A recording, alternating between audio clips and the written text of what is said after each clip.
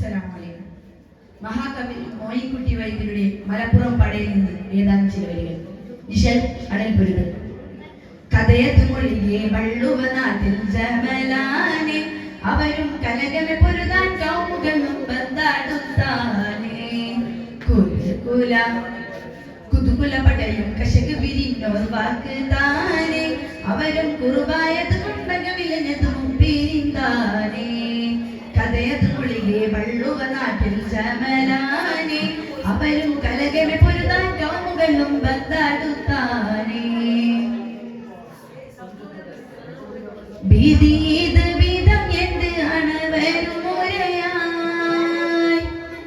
ഭീതിയത് വിധം തണവരുമുരയായി മുഷിതാനെ അധികം പിരിയുകനപ്പുറം അവരുടെ കശകം നീലത്താനെ ഇതുപടി പലതിക്കകവിലെ ഇസ്ലാം മുതിർത്താനെ കരുവർ അരളിവ ഷഹിദാമദനികൾ കൊതികൊണ്ടാടുത്താനെ കഥയത് മൊഴിയെ വള്ളുവ നാട്ടിൽ ജമലാനെ അവരും കലകമെ പൊരുതാൻ കൗമുകളും ബന്ധാടുത്താനേ ആന വീടും മൂലമേ കുഫിർകളെ കശകം അണവിടും മുനമേ കുഫികളെ കശകം വീരിഞ്ഞോടെ അതിനാൽ അകനമുളവായി അവരവർ പതിയിൽ മടങ്ങിയിടേ ഗുണമുടെ ശുഭതോകളുടെ ജനാസകളെടുത്തീടെ ഒലിവിൽ കുവിതല ചെയ്തിട്ടുടലുകൾ ശരവും പരുത്തീടെ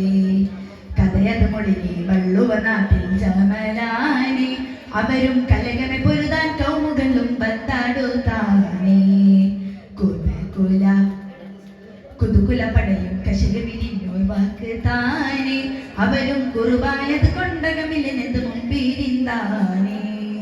കഥയത് മൊഴിയെ വള്ളുവ നാട്ടിൽ ജമലാനെ അവരും കല